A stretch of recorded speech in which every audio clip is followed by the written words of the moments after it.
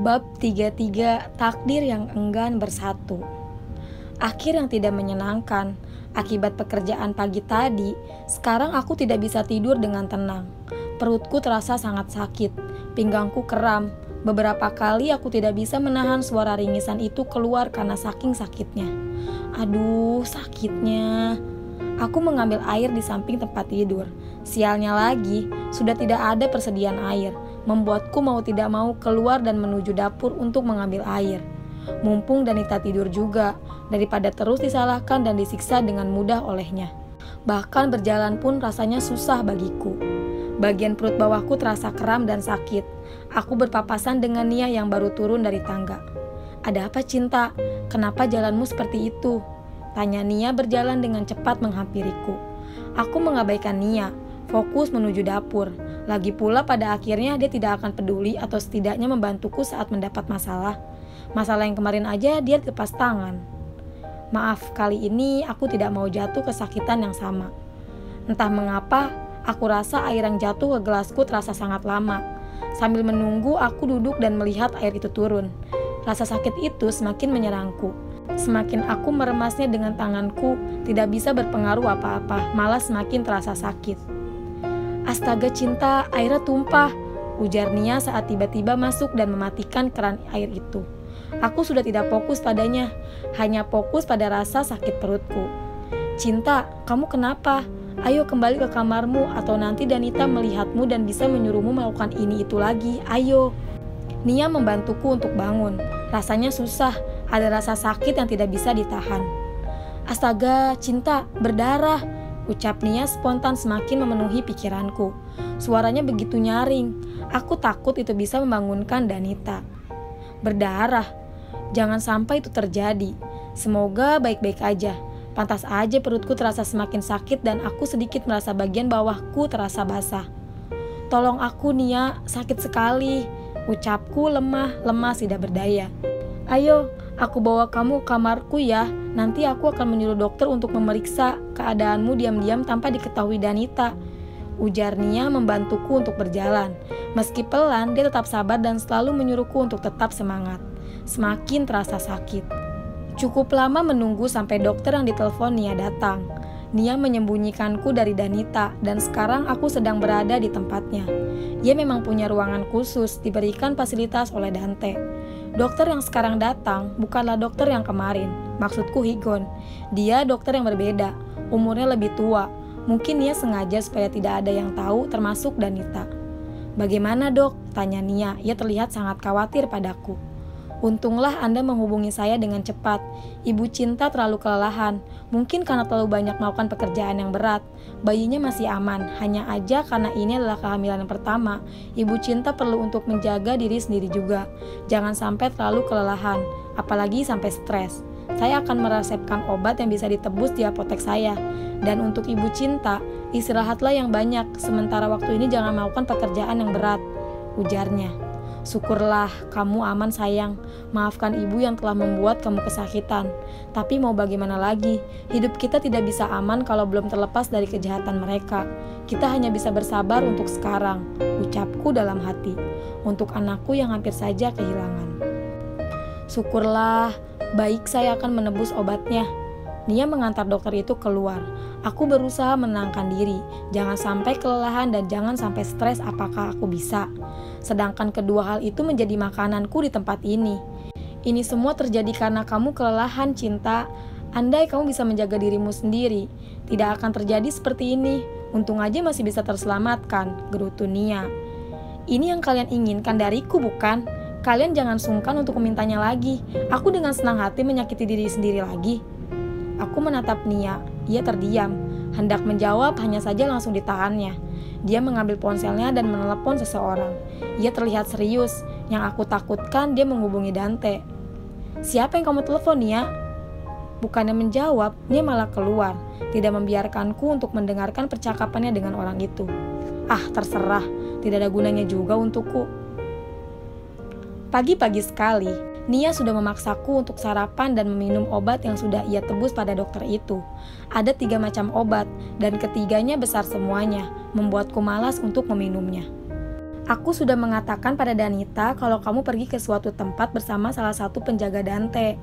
Awalnya dia tidak percaya, tapi karena aku membawa nama Dante dan mengatakan kalau itu suruhan Dante, dia akhirnya tidak bertanya apapun. Jadi gunakanlah kesempatan ini untuk istirahat di ruanganku. Jangan coba-coba untuk keluar atau salah satu dari mereka membocorkan hal ini pada Danita, ujar Nia sambil memberikanku satu persatu obat. Kenapa banyak sekali obatnya? Ini adalah vitamin untukmu dan bayimu. Jangan banyak tanya kalau mau sehat, ujar Nia ketus. Aku hanya nurut untuk menghabiskan beberapa kali suap sarapan yang dibawakannya. Tidak enak jika menyia-nyiakan makanan. Apalagi kemarin hampir aja aku tidak mendapatkan makanan sedikit pun. Tolong ingat lagi, jangan keluar. Mungkin aku akan kesini nanti siang. Kalau ada yang masuk, jangan kaget. Gunakan waktumu sebaik mungkin. Nia keluar dan membawa nampan sarapan tadi. Baiklah, karena Nia sudah sangat berbaik hati padaku, aku tidak mau mengkhianatinya dengan memberontak lagi. Kali ini aku benar-benar istirahat. Mungkin hanya untuk sementara karena pasti tidak lama Danita akan sadar keberadaanku di mana. Meski ruangan Nia minimalis, namun terkesan praktis. Kita tidak perlu berjalan atau bergerak lebih. Misalnya kalau kita ingin menonton televisi, hanya perlu mengambil remote di samping ranjang dan menyalakannya. Sesimpel itu. Mungkin aku terkesan kolot, hanya saja karena aku memang terlahir dari keadaan yang serba dicukup-cukupkan. Bagiku ini sudah sangat membantu. Sayangnya karena sudah lama tidak pernah menonton televisi, semua channel yang ditampilkan terkesan membosankan. Tidak ada yang bisa menarik perhatianku sama sekali, kecuali acara masak-masakan sekaligus iklan penjualan barang. Setidaknya aku bisa mengerti apa yang mereka bahas. Sayangnya lagi, Nia tidak menyetok makanan. Semakin lama menonton televisi sambil berbaring membuatku tertidur. Tidak mungkin Nia bisa sebugar ini. Tangannya juga sangat berisi dan sangat berat. Lagi pula yang ku tahu Nia tidak pernah sampai memelukku seperti ini saat tidur. Lalu siapa yang sekarang di dekatku? Dengan susah payah, aku menurunkan tangan itu supaya bisa berbalik badan dan melihat siapa orangnya. Hampir aja aku berteriak karena melihat orang itu. Dante tertidur di dekatku. Kenapa dia ada di sini? Bagaimana jika Danita mengetahuinya? Bisa berbahaya jika dia tahu hal ini. Lagi pula, kapan Dante pulang? Bukankah dia di Singapura? Dante, aku membangunkan pria itu untuk cepat bangun dan kembali ke tempatnya. Aku tidak mau melihat semua orang berada di posisi bahaya hanya karena diriku. Dante tampak menggeliat.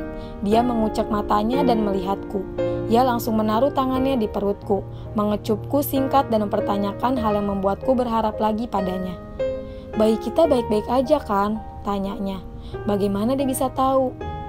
Semalam dia meneleponku kalau kamu mengalami pendarahan ringan. Untung aja janinnya masih sehat. Kan aku sudah katakan padamu kalau jangan melakukan pekerjaan yang berat-berat. Untuk sementara waktu ini memang cukup berat, tapi jagalah dirimu anak. Kamu tidak tahu apa yang aku rasakan semalam. Aku sangat khawatir setelah mendengar itu dari Nia. Aku langsung menghubungi seseorang untuk menyediakan rumah sementara untukmu dan ibu. Aku juga langsung terbang malam itu juga karenamu. Aku kira bayi kita tidak bisa terselamatkan. Sepanjang perjalanan aku selalu berharap kalau Tuhan bisa mengampuniku dan menyelamatkanmu. Tapi sekarang aku tenang. Kamu terlihat baik-baik aja. Ana, tolong jangan buat aku khawatir lagi. Jangan membuatku untuk bertindak lebih jauh lagi. Jujur, aku tidak tahu mau melakukan apa sekarang. Aku tidak mau bilang apa. Kebingunganku semakin terasa. Pikiranku pecah menjadi dua, antara kembali percaya pada Dante atau tetap berpikir kalau ini adalah drama. Drama kamu sangat baik, Dante. Sudah beberapa minggu kita saling mengenal. Aku sudah berusaha untuk selalu percaya padamu, tapi kamu menghancurkan itu dengan singkat. Pernah aku berpikir sebentar aja, kalau memang aku ini tidak berharga, aku ini menjadi beban untuk semua orang. Aku sama sekali tidak berhak untuk bahagia. Sempat menyalahkan Tuhan. Kenapa memberikanku takdir yang semenyakitkan ini? Kenapa semuanya terjadi padaku? Aku makhluk lemah, aku mudah rapuh, tapi kalian menyakitiku di saat yang bersamaan. Dan Dante, aku bingung pada perasaanku padamu. Entah aku memang punya perasaan yang sering mereka sebut cinta atau memang perasaanku ini hanya sebuah rasa benci. Entah, aku tidak tahu. Bisakah kamu tidak hadir lagi di depanku? Aku ingin tenang, Dante. Please. Part yang menyedihkan, membuatku nangis bombay. Seakan semua yang kurasakan belum sepenuhnya bisa aku ungkapkan. Ada yang perlu aku tahan. Bagaimana mungkin aku bisa menghindarimu di saat aku sudah terkait oleh dirimu? Aku sangat membutuhkanmu, ujar Dante terkesan sangat dalam. Membutuhkan untuk menghancurkan. Aku tahu itu. Sebenarnya apa yang pernah aku perbuat pada kalian di masa lalu hingga kalian punya dendam seperti ini? Beberapa kali aku menepis tangan Dante yang mencoba untuk merebah pipiku, tepatnya di bekas siratan itu. Dialah penyebabnya. Anak, panggilnya. Jangan sebut namaku seperti itu. Kamu bukanlah orang terdekatku. Kamu bukan keluargaku ataupun culunku. Bagiku dia sudah mati, kamu tahu. Aku menangis, dia juga menangis. Kita seperti saling menumpahkan perasaan kita, perasaan yang belum menemukan titik pertemuan yang tepat.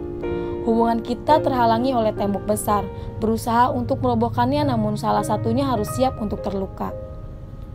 Jangan melukaiku dengan tatapan benci itu, anak. Aku sedih jika ditatap seperti itu olehmu. Seakan aku memang sangat tidak pantas untukmu. Kamu hanya tidak tahu apa yang aku rasakan, anak. Jangan melarangku untuk mencintaimu, ucap Dante. Dia memelukku. Aku tidak punya tenaga untuk mengelak lagi. Karena pada dasarnya juga, aku memang membutuhkan pelukannya. Sudah beberapa hari ini merindukannya dalam diam. Aku membencimu. Asalkan jangan pergi dariku, jawabnya. Suatu hari nanti, aku akan pergi tanpa kamu tahu, Dante. Ketika aku sudah lelah dengan semuanya, tidak ada lagi yang berarti bagiku, bahkan itu kau sendiri. Ana, panggil Dante beberapa kali dan aku hanya menjawabnya dengan singkat, sekedar, Ayo kita lari dari dunia dan mulai hidup yang baru, berdua dan dengan bayi kita. Aku siap melepaskan semuanya, termasuk harta dan kekuasaanku, ujar Dante. Aku masih bersembunyi dalam pelukannya. Sesuatu yang kurindukan baru aku rasakan sekarang dan harus aku gunakan waktu itu dengan baik. Duniamu sangat berbeda dengan duniaku, Dante. Kita tidak akan pernah bersatu. Kita bagaikan air dan minyak, mustahil. Jadi mengertilah, jangan sia-siakan dirimu yang berharga hanya karena gadis sialan sepertiku ini. Ucapku, cukup sakit hati mengatakan ini, hanya saja kenyataan itu memang pahit. Lalu, apa yang harus aku lakukan? Aku akan melakukannya, ucap Dante. Ia menatapku tatapannya yang serius. Aku meraba pipinya, merasakan bagaimana kulit wajahnya dengan tanganku. Entah sampai kapan aku punya kesempatan seperti ini lagi. Menatapnya dari jarak dekat. Mengobrol dengannya, membahas tentang kita dan masa depan yang tidak mungkin bisa pada satu garis. Tidak perlu. Kamu tidak perlu melakukan apapun. Aku yang pergi. Dengan begitu, kamu tidak akan merasakan kekurangan apapun. Kamu akan sempurna dan tetap bersinar, jawabku. Berusaha tersenyum. Aku harus mengatakan beberapa kali lagi supaya kamu paham kalau kamu tidak boleh pergi dariku, Ana. Kamu akan selalu di dekatku, denganku, dan selalu denganku. Ia pun melakukan hal yang sama, meraba kulit wajahku. Takdir yang tidak suka ketika kita bersama. Takdirku terlalu buruk untuk kamu yang sempurna, Dante.